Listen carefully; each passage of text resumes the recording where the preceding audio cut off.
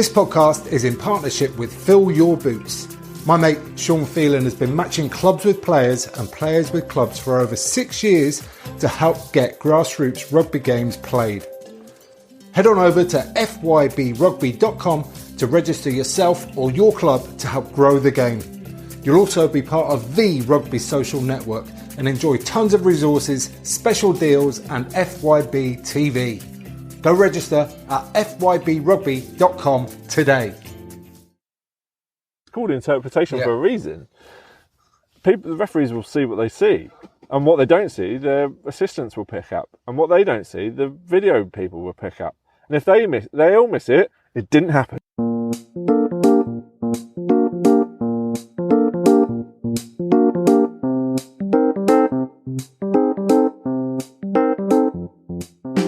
Hello amateurs, welcome to episode 90 of the Amateur Rugby Podcast, here to help soothe your Sunday morning hangover with some uplifting rugby chat about the grassroots of the game.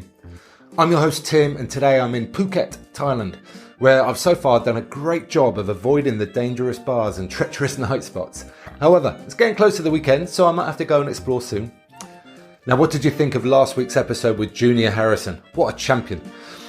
I found out after we recorded that Junior was a gladiator in some kind of weird pre-Champions League final show in 2013. Go and check that one out on Vimeo if you can find it. Also, delighted to hear that several people have got in touch with Junior since last week's show to offer help with the Nigerian side, which is fantastic to hear, just encouraging rugby all around the world.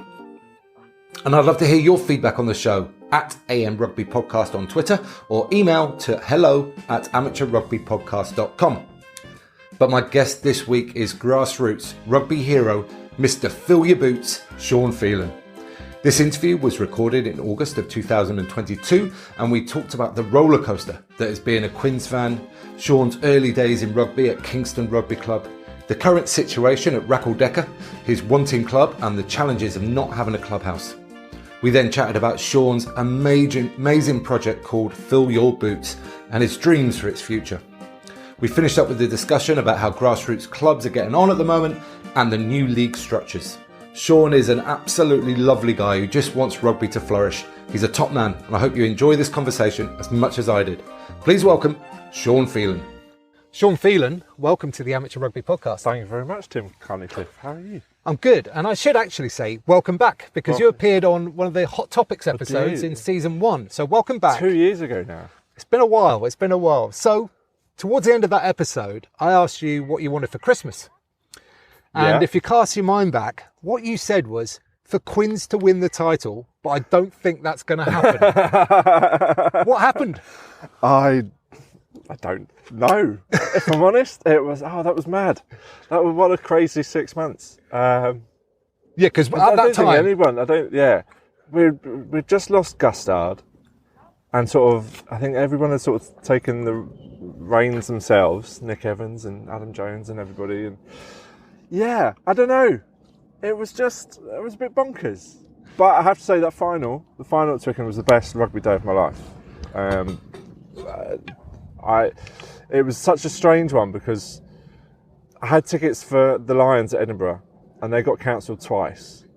So we bought them, it got cancelled because of COVID, then we tried to rebuy them and then they got cancelled again, and it was getting closer to the final and semi-finals or whatever, and it was just like, what do we do? Well, let's not go to Edinburgh, it costs too much.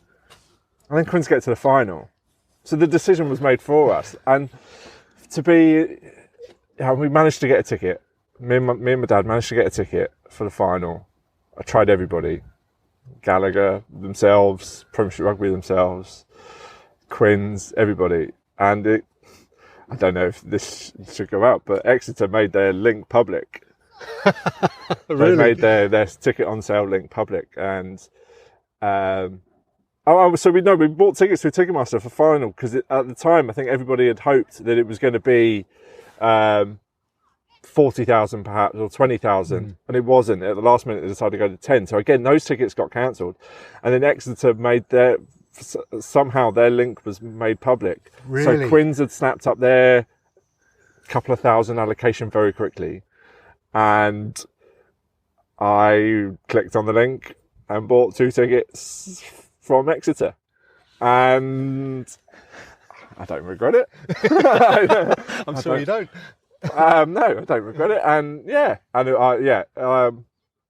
I was there in 2012, and that was special because it was the first one, or the only one at the time. And then it was sort of 10 years of sort of, we never kicked on. And then to have sort of this surprise at the end of it, it had been a really tough year for me and my family, my dad. I lost my best friend earlier on in that season, and we were, massive Quins fans. He got married at the Stoop as well. So to be there, I get goosebumps now. And I still watch the highlights every month maybe. I watch the YouTube just clips of that day because it was special in so many different ways. I was, to be in that 10,000 crowd, and it was noisy as well. It was a noisy 10,000 people, probably as much noise as 10,000 people can make, especially spread out across a vast stadium like Twickenham. But it was perfect. It was perfect. Even if we'd lost, I think it still would have been perfect because it was the final no one expected us to be in, especially not after the first few games that we'd had. We were bottom of the league, relegation candidates. Yeah, you're a bit of a shambles. We were a shambles, we were a shambles. And to win the final and win it in the style that we did, it was a brilliant game of rugby. And it's just, burst into tears. Burst into tears. I really missed my best friend that day. Yeah. And because I know he had the best seats in the house. It was special, really special. Yeah, remarkable. And I think Quins brought a lot of fans into rugby just on the way they attacked the rest of that season and the style of rugby they played and are still playing. Yeah. I certainly wanted them to win, even though I'm not an ex-Chiefs fan, but I really respect what they've done. Absolutely. So I had a lot of feeling for them as well. But just the way Quins brought the love back into the game and just the free-flowing, running rugby was just amazing to see. Bonkers. I think we can put it down to. They just played bonkers rugby because it was happening quite a lot during that season. And you go, okay, there's something here, isn't there? Bristol, the week before, they were 24, 25 points down after 10 minutes. Yeah. And there was no hope. I'd gone to do that semi-final day. I'd skipped my own rugby training. I had to go and see my dad. I think it was my stepdad. It was Father's Day. So I went and popped to his work just to say hello and see him on Father's Day. And I looked at the score because I couldn't really watch it because I'd seen him, but we were 25-0 down. So I was like, bollocks this, I started heading home, got on the bus and whatever, to go and meet some of the boys after they had finished training. And it was 25-all, or whatever the score was. And then we're winning. And then I'm watching extra time in the pub, bouncing around. And everyone's going, what the hell happened? Like, no one knows. And then it happened again in Bristol in the following season, when we're 20-odd down at half-time. Marcus Smith comes back off a Lions tour and we end up winning 50-odd, 25, and it's just bonkers. And it's, so much fun. So much fun. I'm not even disappointed that we lost in the semi-final this year because Saracens are incredible. There's no getting around that. I love it. It's just so much fun. It really is so much fun. Being a Quins fan. Yeah, it gives you all sorts of palpitations, but it's beautiful. Yeah, that's what life's all about, isn't it? You don't want certainty. No. You want a bit of up and down. Exactly. That's what sport is, isn't it? It's a roller coaster. You want that roller coaster, otherwise you don't feel anything. Yeah. If you're winning everything all the time, if you're winning games and is that fun? I don't know. I'm sure it is in a different way, but you want to be taken on that ride, and that's what sport is. You've played sport at a high level. I'm sure you must have played in games where you were down and out, and then you're coming back and you think, bloody hell, this is amazing. This is what it's all about. Not winning at 100-0 every week. That's to me that would be boring. Yeah, 100%. In terms of that, my biggest season for enjoyment and not knowing how we were going to go in any individual game or 10-minute spell was right at the end of my career, actually, when I played for Ealing. And we just played a wide, expansive game, which meant that we sometimes scored a ton of points in one go, but we sometimes conceded a ton as well.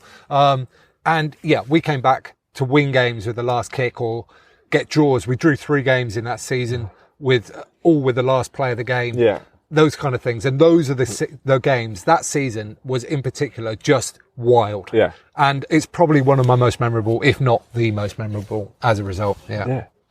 That's what makes it special. And like Quins, we've had a history of this. Like we won the Amlin in 2011 with the last kick of the game. Where Camacho scored in the corner in Cardiff, and then Nick Evans had a kick to win it in the corner.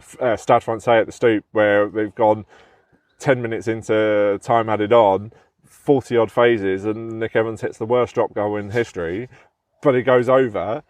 And that's drama. Like, you want drama. Sport is a drama. Rugby is a drama. So I think that's what certainly Quins have brought back to the sport right now. Definitely, 100% agree. Okay, let's change gear a little bit. And something you mentioned on the original chat we had was that you started at Kingston Rugby Club. Yeah. So I'd love to hear like how you got involved in the game to start off with, and what your sort of junior rugby was like. So I guess my start in rugby was with my dad. My dad played, and I still play for the club that he played for here. So about a mile away from here, called Racal Decca, and they didn't have a junior setup. That's not their bag. So Kingston was up the road, and they had at the time, I don't particularly know what it's like these days, but the mini junior section was thriving at that time, and it was like we had a brilliant team, and we all stuck together for that whole period from when we started to when we all sort of drifted away from mini and junior rugby. Everyone sort of went off and did their other things, and there's still a lot of those guys still playing now. When I first started, we had Amy Turner, who now is the head coach of Harlequins, and she was in part of our team as well. Like there's, I guess we're all still connected on Facebook and stuff like that. So it was a special group, a special time, and we had fun. And we sort of punched above our weight. Like we were up against teams like Chobham and Cobham and all those, Weybridge, and who were always doing well. And then sort of there was this group of us that weren't expected to win things, and we did really well. We won a couple of Surrey titles at, I don't know what age. It's the only things I've ever won in my career. So I still have those medals, and it was still a special place. Like still friends. A lot of us are still friends to this day, and we all went to school together as well. That was all part of it. Like we were all school friends as well. Yeah. Luke Burge, Joe Best, Larry Wicks, Dave Whittle. We were all still in touch with each other. Ryan Dack, we're still we all sort of try to keep in touch. Good stuff. So, you're a big lad now, Sean. What were you like growing up? Were you always the biggest kid, or did you come through later? I was certainly tall. I don't know about. I was tall and chubby as probably a 11, 12-year-old, I guess. But I think the beauty of mini and junior rugby is that you kind of go and play every bit of everything, don't you? So I played on the wing, played fullback, played centre, played prop, played all sorts. And I think you just, when you're those ages, you just want to be thrown in, don't you? Because you don't know, you want to find your place. I think if adult rugby sort of told me I was going to be a second row and not a fly half, as much as my head wants me to be, or thinks he wants it to be. But it's just, I loved it. And I was tall. I was always the tallest. And then, it became sort of, I found bacon and things and became slightly heavier. So...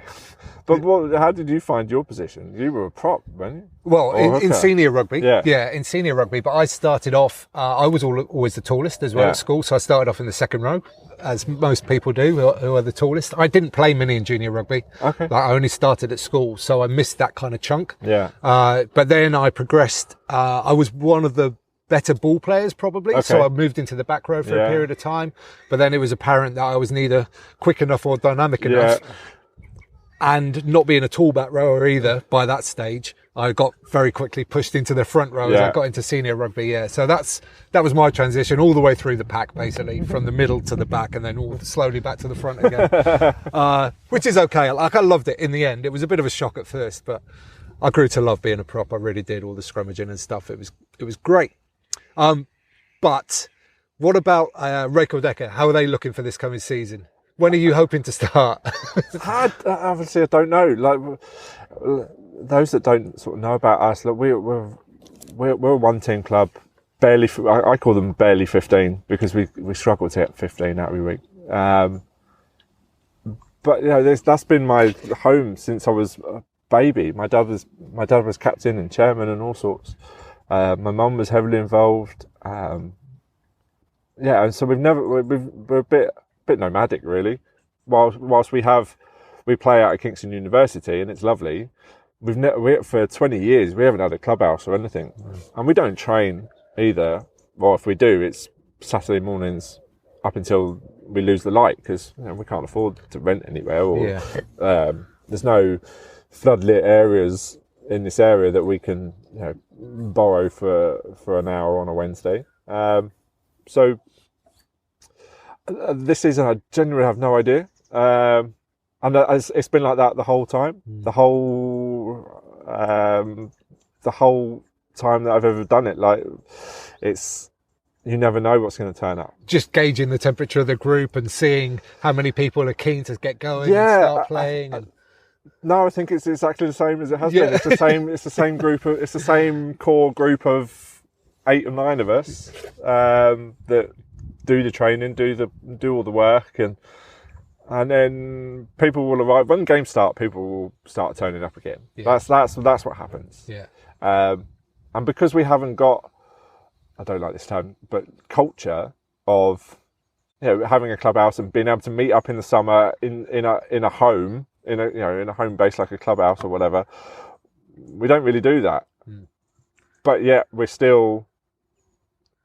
So it's almost nice when we do see each other because as a mass group, when we do play, because it's almost like a school reunion every week, and it'd be different people every week. So it's almost like it feels like a reunion every week because you're not necessarily seeing everybody throughout the summer. Yeah, but you did almost have a home or a post-match. We did, recently. Yeah, we did. We managed to commandeer a pub up the road through one of our players. And his partner, but they've decided to end the lease of the pub. So what was such a promising, could have been a promising home for us. It's sort of we're now on the hunt for somewhere to have a beer on after the game. So what's the local area? What are the closest little town centres if people are listening? We play out of Tolworth, and there's not a pub in the area. We've drunken out of the local five-a-side centre, which used to be our clubhouse before they knocked it down. Then we went to a pub in Wimbledon, which then becomes a massive commute. So we landed on our feet, and it was perfect for what we wanted it for. Unfortunately, the family that own it have just decided it was time to. So, no home, nomadic club. Yeah. Almost 15. Yeah. This sounds like the start of Fill Your Boots rugby to me. It was, yeah. So tell me a little bit about Fill Your Boots, just a refresh, because we spoke a lot about it last time. Yeah. And then transition into the changes and the additions that have happened since we spoke last. Yeah, so it started almost 7 years ago. As a club, we wanted to do something around 2015, the Rugby World Cup. One, to just try and get our name out there a little bit more and try and even just get some local press. But so we created something called the Smallest Rugby Club World Cup, which was essentially a tournament for clubs exactly like us, nomadic, barely trained, one team, but just playing for the fun of it, not playing for silverware, not playing for money or whatever people play for. But just have an event during the Rugby World Cup where all these teams could come together and just create a friendship. And we did it. We put it on the first weekend of the Rugby World Cup. So it was the day that South Africa lost to Japan. And we had a brilliant ride putting it together.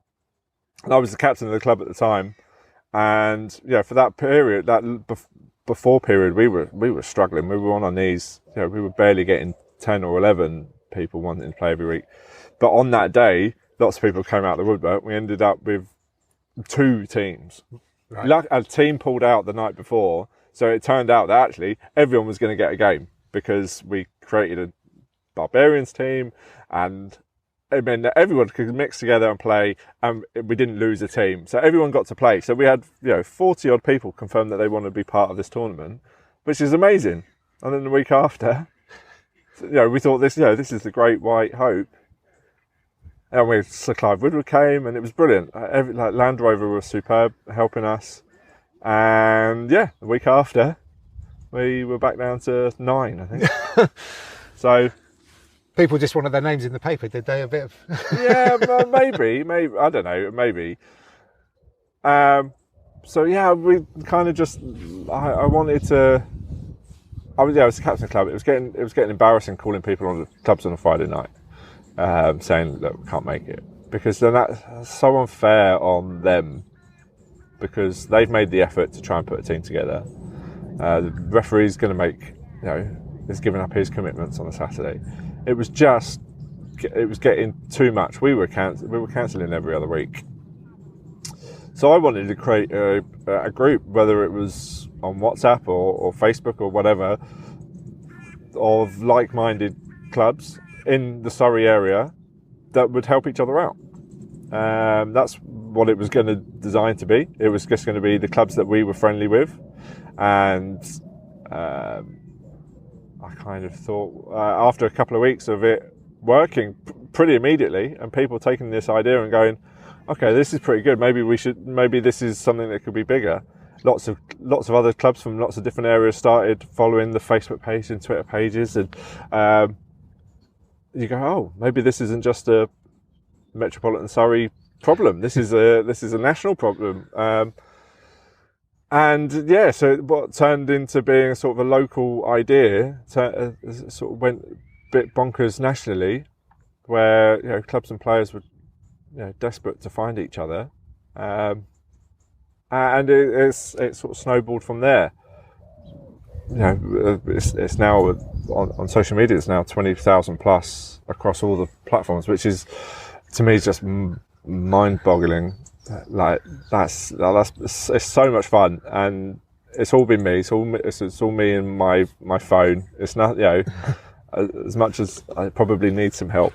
It's always just been me and my phone. So if I don't respond at the moment, I will. And so now, so the pandemic hit, and what do you do in a pandemic when there's no rugby going on? You either people lose interest, or you kind of. I needed something to do, so I needed to turn things into what it is now, and I wanted it to be a hub for everything to do with the grassroots, not just the playing and the that side of it, but how can we make our clubs survive this, which has been a really tough period, but use friends and businesses and contacts to impart their wisdom into this. Okay, so what's within the Fill Your Boots platform now? What's in there? So Facebook and Twitter isn't what it was 5 or 6 years ago. The algorithms have changed so much that what a post that was being seen by 1,000 people organically, let's say, is now only being seen by 100 barely. That's just the way that they've changed, because they want you to spend money. That's fine. I don't have the money to do that. I wanted to create a community away from all of that, but still have the same sort of ideas as Facebook. So it's its own social network, which, if you'd said that to me 5 or 6 years ago, that was never going to happen. But it's its own social network where people can interact, join your local rugby. I call them rugby finder groups for every local area in England, Wales, and Scotland so far, and that's where you can like hopefully share information, and you can connect, and you can follow each other, and you can send messages, and that's really the core of it. And then to keep everyone coming back all the time, I needed something to, to I guess fill it with things. So we did podcasts over lockdown, and we were getting people to talk about sponsorship and finance and whatever, marketing, and then just clubs talking about themselves, which was amazing. So it's now a house for that. It's now a house for, we've got businesses that want to share their insights and how-to guides, like how to create a Facebook advertisement for your local area to try and get more players, and what's the best thing to go on a Facebook post or a recruitment poster. How can you attract sponsors? And so I've collected insights from business friends of mine and partners that want to share their insights, and you can go on and read them, and it's there. Yeah, or amazing. You can watch the webinars. So what started as just a very simple way to get players and clubs to combine and get together to get games on is now much wider than that, much broader, and ideally helping clubs thrive as much as survive. Absolutely, and we can all grow together. I think that was probably one of the better parts of the pandemic, if there was better parts, is that there was this real collective feel that everyone can learn from each other, and we can all do this together. We can all pull together in order to survive.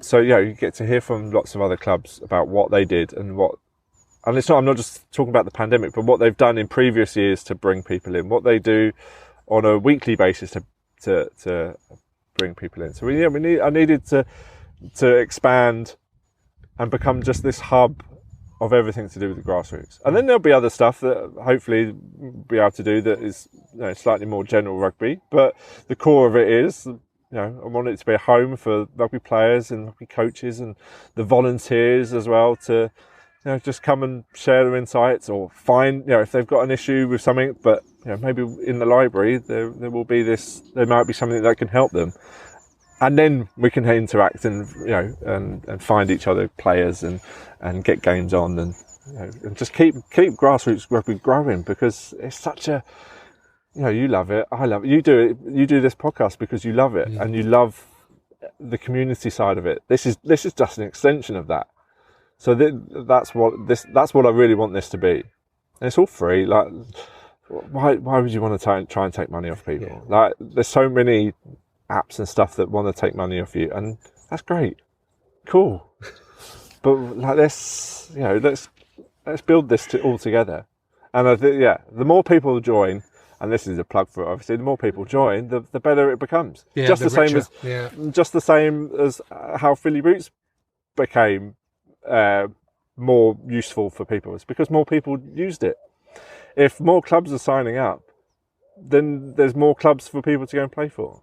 Yeah, networks become exponentially more efficient the more people that are in there. Yeah. And just the way it's built is that there's no algorithm. So hopefully everything you'll see is everything you'll see. Yeah. Like, nothing's hidden, nothing will be hidden.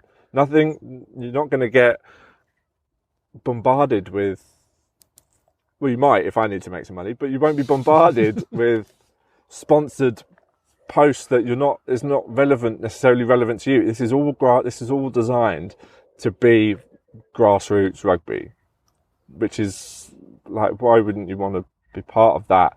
And I want people to get involved in all the conversations that are on there, because then we can all grow this together, and it could be hopefully a wonderful tool for everybody going forward.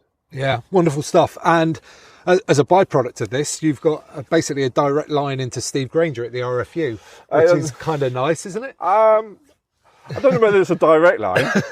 But he's obviously the RFU.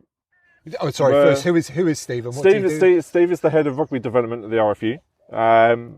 And we did all these podcasts. We did 50 odd during the pandemic, and he noticed them and was watching them. He wasn't interacting in the conversations, but he was taken on board, and our people at the RFU were taking on board what people were commenting and saying, and getting involved with, and to the point where he called me and said, well, how can I get involved in doing some of these stuff? So we did some Q&As. We did some live Q&As, which was brave, I think, because at the time they were getting pelters for, changing things. But, the pandemic was a heavily moving time. It was different for everybody. Like, things were happening at different speeds for everybody.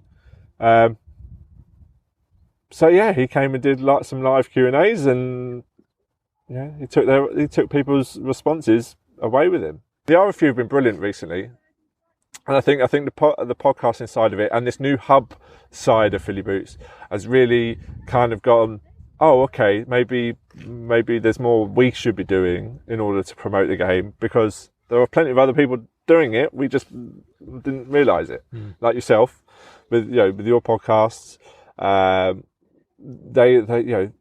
They see. I think they finally realised that it's not just them. There's lots of other really good people doing some really good stuff out there that maybe they should help, or at least keep an eye on, because that's what they want. They want people's views and opinions. They might not necessarily want. If you're England Rugby on Facebook and you've got 1 million followers, how many are actually relevant to the grassroots game? Probably less than 10%. Less than 10%. So how can they target that 10%? Well, they can farm some stuff off, or they can see what's going on other channels, independent channels, and even just to share that through the England Rugby. Absolutely, would be a great way of doing it. And again, there's a lot of red tape at the RFU, so unfortunately they can't share everything. But things like the Steve interviews, they were more than willing to share. Yeah, fair play to him, actually, because I think as a group of people, as grassroots rugby people, you just want to know that you're being listened to. Yeah. So fair play to him for going on live shows like that to take questions, because that 100% then makes you think, right, well, they are listening. Yeah. And that is very important. Yeah, 100%. 100%. It was, I wouldn't want to do it. If you see that you're getting pelters a lot of the time because of decisions, whether it's no scrums or whatever. Just think about it in the time that we were in, that you couldn't do a scrum. Oh, that's not rugby. Right, okay. But then, to take that question live and then actually, answer it, and people then go, oh yeah, fair play, I kind of get it now, rather than just say, these are the rules. This is the new post on englandrugby.com. This is it. Actually having someone explain it just is I think is better. Is a better way of doing it than just sort of, I don't know, forcing, and to the point where now he does, like, he does a lot more stuff on camera, RFU related stuff. I don't know whether that's a direct result, but I'd like to think that it was certainly part of that. He's now become comfortable to put himself a bit out there a bit more as the figurehead for the community game. Yeah, because I think there definitely has been, and probably still is for a lot of people, an us and them kind of mentality, that people at the RFU behind those big walls and big doors don't really have a touch. But I completely agree that if it's a first step, then that's great, and if that continues to grow, then hopefully that is what's going to happen. There's some absolutely brilliant people at the RFU, and so they've been so helpful in. At arm's length. It has to be at arm's length because of the red tape, and the red tape is sponsors and partners, and they've got their own things going on, but they've been so helpful in trying to help me get this to the constituent bodies, the local RFUs, out to some players and out to maybe off the record conversations rather than on the record, because we'll never be partners officially, because it just take too long, and there'd be so many hoops to jump through. But having a sort of an indirect partnership with the RFU would be brilliant. I'd love the same with Scotland and Wales and any other RFU. I'd love that. Why couldn't this be a worldwide thing? We've got a World Cup in America in 9 years, I don't know, 2031. Yeah. Then. Yeah, then. So, why couldn't this be a great way of building that sort of community relationship between us our clubs here and the clubs in America. Yeah. Ready for preparing for a World Cup there. Well, you know, we've got a Rugby World Cup in Australia in 5 years' time. You know, everyone can interact and almost become, you know, what they call them, like club twins. Yeah. And I love the idea, that sort of idea of community. So yeah, I think could be a worldwide thing. So if anyone at the Welsh or the Scottish RFU wants to have a chat, then you know, let's do this indirectly. Yeah. I think it'd be brilliant. Good stuff. That sounds like a huge goal, but why not have a big goal? Why not have a big goal? Yeah, why not? I'd love to convert the 20,000 people that are on social media into members. Then it becomes something else. Then doesn't it? It becomes this. Then it can be all sorts. It can be an app. It can be it could be everything. It could be everything that it can be, and it can be used all the time. It can be your go-to place for your community rugby, because there's so many great community rugby people. Like, you go around the country all the time, and you're about to go to Scotland on a run to go meet all these amazing people and tell their stories. What a brilliant place to that people can interact and and share those stories online. Otherwise, Facebook it gets lost. Yeah, it does get lost. Yeah, for sure. Yeah, I've noticed, obviously, being in the social media world as well. The algorithms are choking people like us to death, really. Yeah, in lots of respects. So, just going back to chats that you've had with all these clubs and Steve at the RFU, what's the general feeling about now? I mean, I know we're kind of post-COVID now, but how are clubs doing at the start of this season overall? I think there's a bit of nervousness and excitement, but I think everyone in the pandemic, I don't want to say era, but the pandemic period where people were getting 30, 40 people to train in, but then when game time happened, post everything, numbers just dwindled. And it's no secret that the adult men's game is on its knees in terms of players. The RFU have now got all sorts of campaigns that whether they'll work, I genuinely don't know, because I take myself for as an example. I'm a 33-year-old man with 3 children, and I know I'm not going to play every week now. I have done for a lot of my life, but my work life now, where I work in a warehouse, my only guaranteed day off is a Saturday. Can I justify taking the majority of the day to go and play rugby or see my children and my partner? Now, but then how do you bring people back from that? I don't know if you can. And so I think the real focus needs to be those kids that are leaving to go to universities, those 17, 18-year-olds that are going off to universities, that are leaving their clubs, that have been their home for their whole mini and junior section, try and integrate them through their universities, through the RFUs, through other channels, into a club in that area, and then come back. And then when you are on your break, come back to the club, come and have a game for the club, your club. So being able to be registered at a couple of clubs, I don't know the ins and outs of all that, how that all works, but to have. I think that is possible now. Yeah, I think it is possible. Yeah. I think it is possible that you can go and have a couple of clubs that you can go and play for. But then why limit? If you're say here at Kingston University, you go to one club for a game, you're just rocking up and playing, and you suddenly become registered, but you don't necessarily like it. The paperwork you've got to go through to be deregistered, to go and then have another game for us, it's just deregistrise people. Do it where it's needed, where you are registering people, paying people, whatever, and that's fine. But a social level, 3rd and 4th team, let's just who cares? Who cares? Yeah, it's not an insurance thing. We know that as soon as a referee's on the pitch, the game's insured. So let's get people. Let's encourage people to go and play for 4 or 5 other clubs. Really, if you're local 17-year-old, go and today I want to go and play here.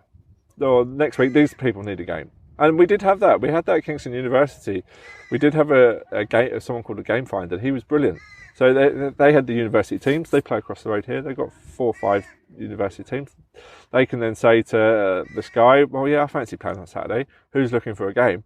this is where Philly Boots can now almost become that university game finder, and we can put them in touch with the clubs that need in the game, because it's all there. They'll just register on Philly Boots and you'll see everyone that needs a game, or you can call them up and say, let's go and have a game, and just rock up and play, and not have that necessarily worry. But then when you do go, when you do have your Christmas breaks and your summer breaks, go back to the club, go and have a game.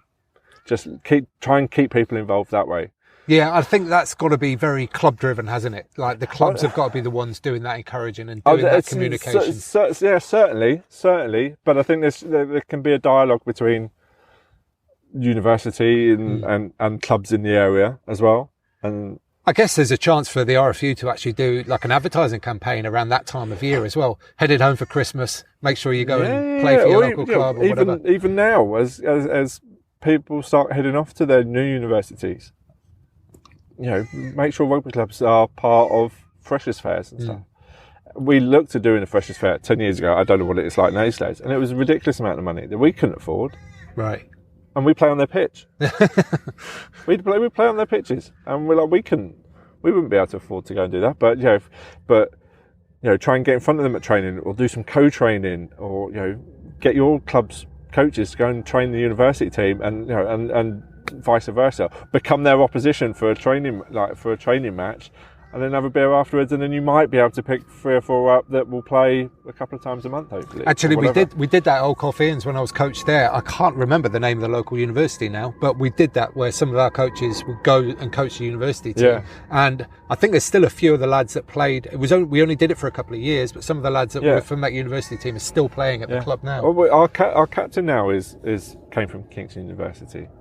He found us 10 years ago. He's still here. Our club secretary came from Kingston University, still here 10 years ago. So but we have no official link. We didn't go looking. We couldn't go looking for them because we couldn't afford to at freshers fairs or whatever. But they found us. So I think there's sort of there needs to be a way of, and I think Philly Boots could be that way. Like I think it really could be that middleman between university teams and grassroots teams. Have you got many university teams signed up? Not to the new platform. I think there might be one so far, but I think that might be a really good way. I might even write this down. That might be a really good way of getting people involved, and I think I might go and explore that. This podcast today has been a great idea, hasn't it? It might be today. Yeah, that might be a really good. Yeah, I think that might be really good, actually. Quality, okay. Okay, let's move on to, there's been structure changes across the league this year. Yeah. The leagues and with the cup competitions coming in towards the end of the season. Again, just a general overview. What are you hearing? What are clubs saying? Is it generally welcomed and encouraged, or is there some ill feeling towards it? It's certainly on a club-by-club basis. Obviously, what the RFU say is that it's making leagues smaller but if you look at a club like Hove, for example, they're now playing 4 games more and having to travel 1,000 miles more to play in their league because of the way it's just been restructured. The way it all shakes out. Yeah. And I know that's not. I know for the majority of the clubs, it's going to be a benefit. Hopefully, we don't know. The proof's in the pudding. Obviously, we're not there yet. We've still got a few weeks to go. But then you hear the stories of the clubs that are now ended up having to travel more than they did previously. So, it's a really difficult one. I think that the proof will be in seeing what happens, especially over this season. I think the RFU are going to look at what actually happens.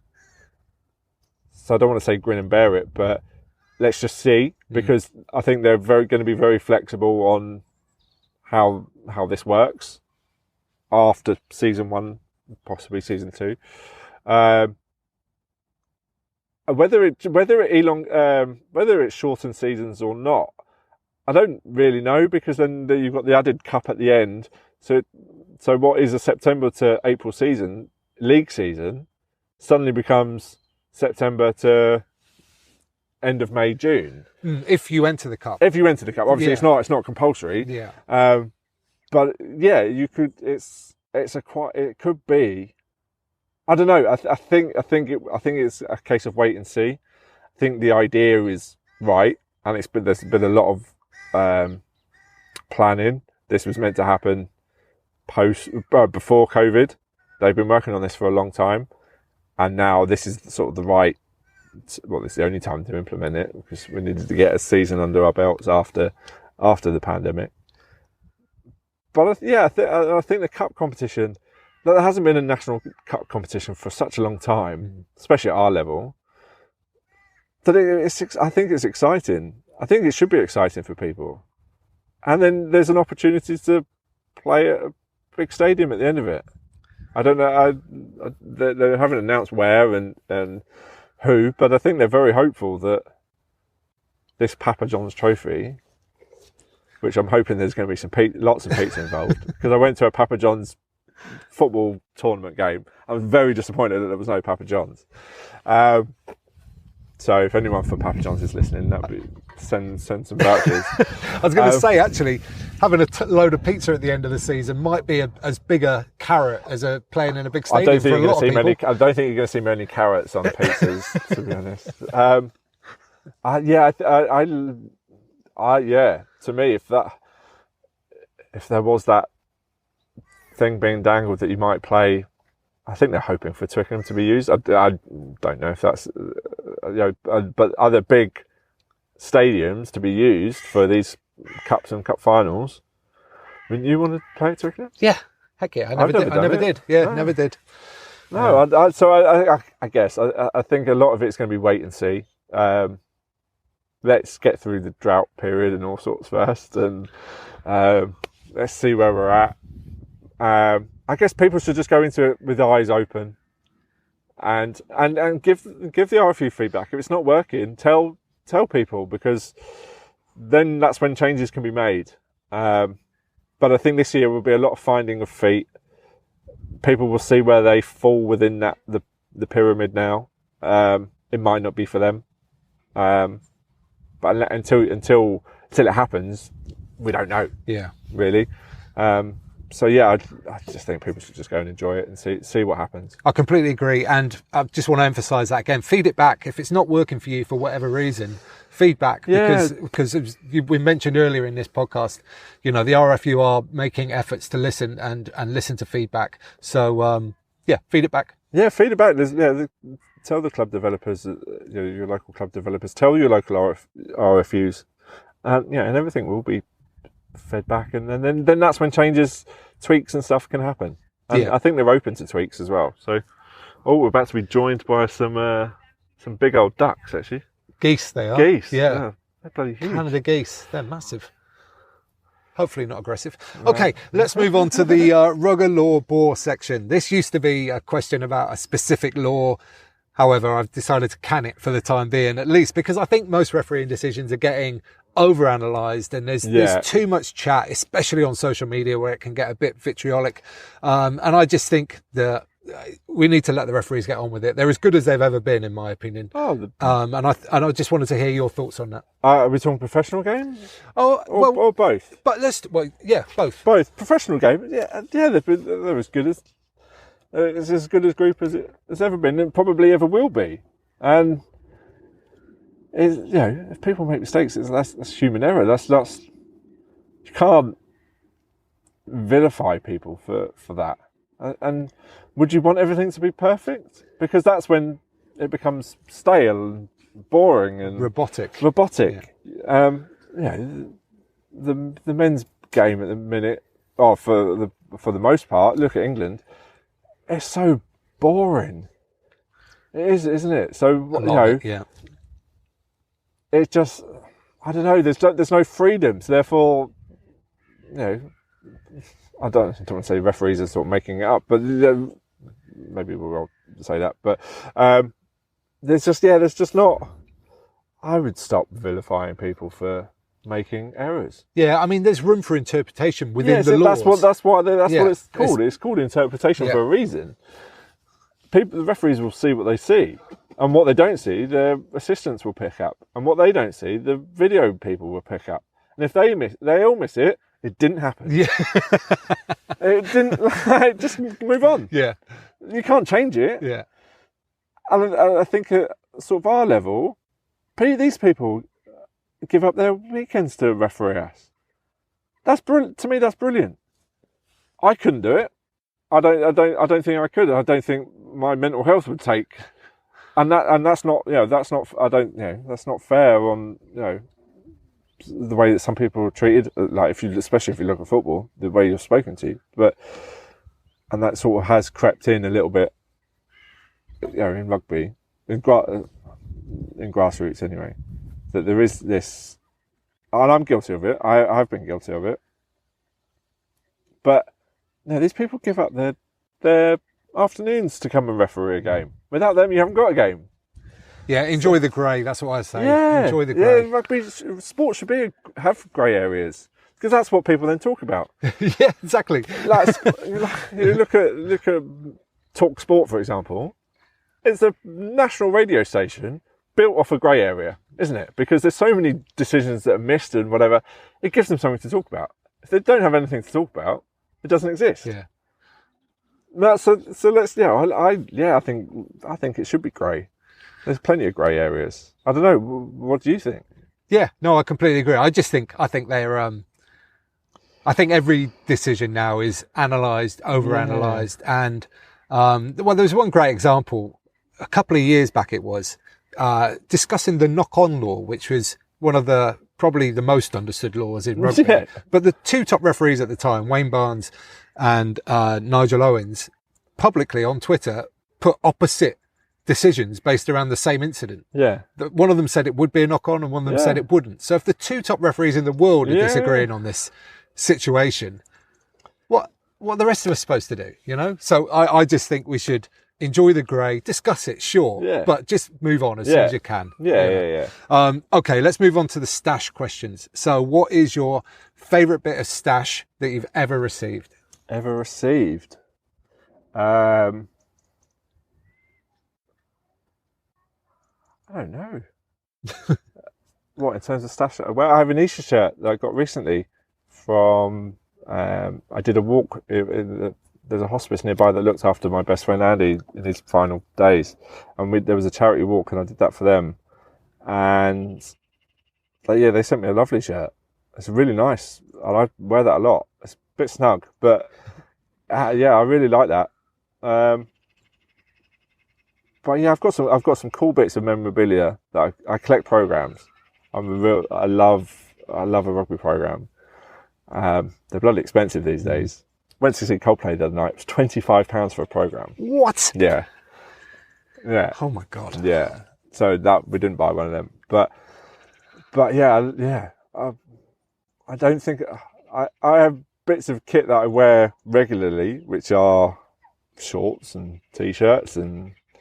But I don't think I have one bit that I love the most. Okay. I have lots of memorabilia that I like. Like I've got so many signed shirts that I've collected over the years, or I've won. I enter a lot of competitions, so I've won. Been lucky enough to win. I think I've got a signed program from the World Cup final 2003. Which I ended up collecting over pretty much a 10-year period of everyone's autograph from the England team. Ah, really? So you went round and got all them? Yeah. That's amazing. Yeah. And I think I gave it to Johnny to sign. We did a commercial for Land Rover during the smallest club World Cup period, and he just went through it. It's like, bloody hell, how did you get all of these? I was like, well, you're the last one, actually, mate. That's probably the coolest bit. But I did a charity game. I put a Philly Boots 15 together to play Decca. Was it for the 60th anniversary? Yeah, 60th anniversary. So I have my shirt. I have my shirt from that, and I have that framed. And I have my shirt from the smallest club World Cup framed. But and they're just sitting in the bedroom, up to my partner's dismay. Like, what the hell are we going to do with these? I was like, one day I'm going to have an office, and one day they're going to go up. But I don't think I have a real favourite bit of stash. I tend to just buy stuff that I can just collect and wear. But I have a ton of stuff especially in my dad's loft that is programs from London Welsh back in the 70s, and okay, so like really iconic teams and things like that. Yeah, I think so. I should get them out really, because he did have a leak in his roof, so hopefully they're still intact. But yeah, signed shirts from people again that I've collected over. I guess part of being around rugby for so long is that you kind of get to see these people and meet these people, and get things signed for myself really. For one day, that office will have them all be resplendent. Yeah, covered in kit. Absolutely. Okay, then what's your favourite kit of all time? So this can be any team from any era. That ugly Stade Francais one. I guess, what was it? Which one? There's quite a few. I guess 2007, 2008. Quins played them, which was the catalyst for the big game. So Quins played Stade Francais in the Stade de France in the Heineken Cup. I think the week before Nick Evans dropped that goal, and it was the can, it was everything, and it was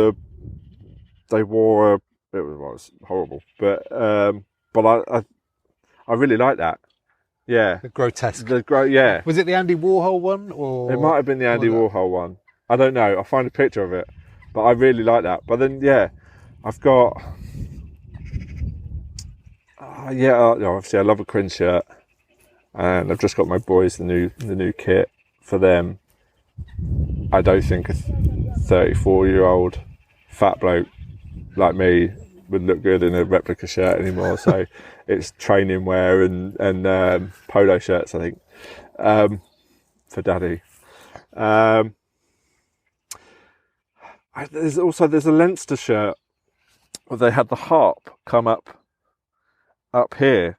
Oh yeah, like round from the waist. Yeah, that's really, I really like that, and I think I had one of them, and that was really cool. But the 2007 England shirt with the red slash that round it, I don't know. You like that one as well? I do, yeah. I love a rugby shirt. I do love a rugby shirt. Okay, well, this next question is going to be interesting, because that England shirt is probably my least favourite. Oh, really? Ever. Yeah, I really don't like it. So, what are there any awful kits out there at the moment that you look at and think, oh, I really hate that?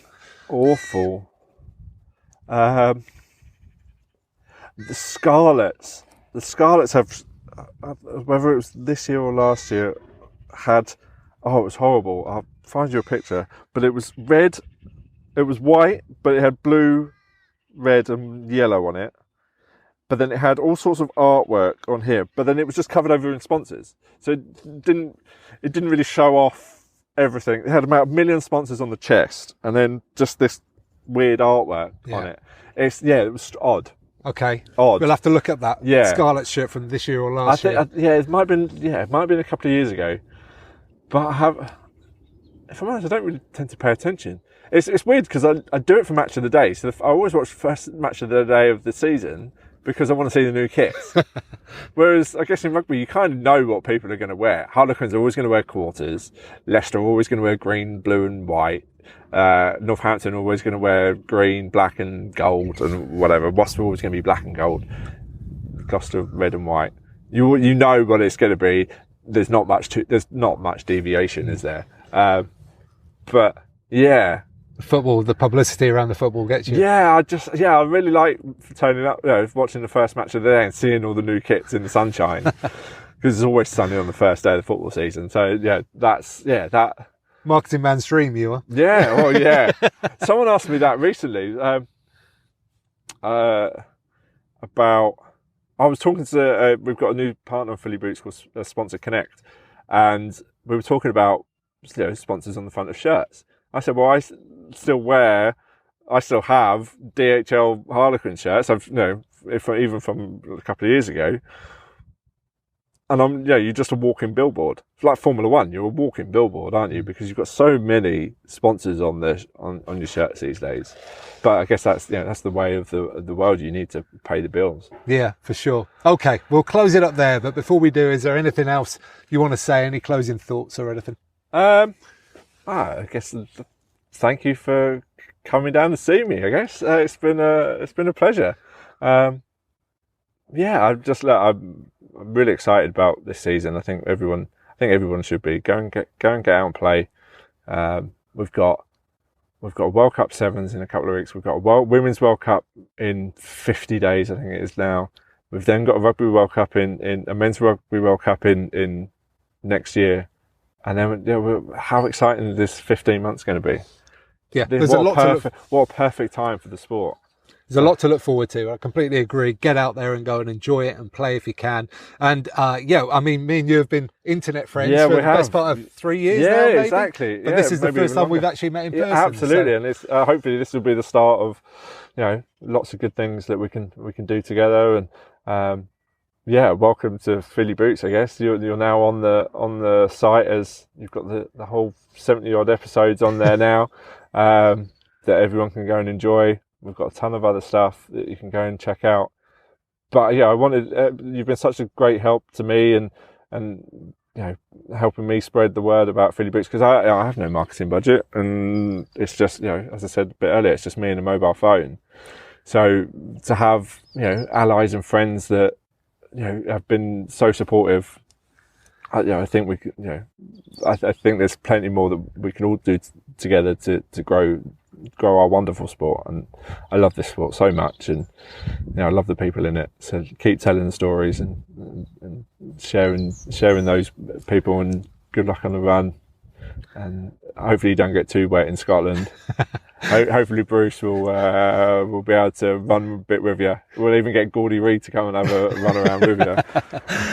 Mate, it's my pleasure to help you out with that, because obviously it's something that's very close to my heart as well, getting people out and playing rugby and hoping that clubs can grow and get better and get more people into the game. So thank you very much. The people listening, will link up everything that we've talked about in the show notes, and you can get hold of Sean at fybrugby.com. Yeah, that's right. Yeah, that's right. Okay, good stuff. So we'll leave it there. Thank you. Cheers. Thank you. Thanks very much again to Sean. I just want to echo his thoughts about participation and getting people out and enjoying rugby clubs. That's essentially what this podcast is all about. So thanks, Sean, for being an incredible ally. And I will be back with you next week, when my guest will be Ellingham and Ringwood President Steve Benson.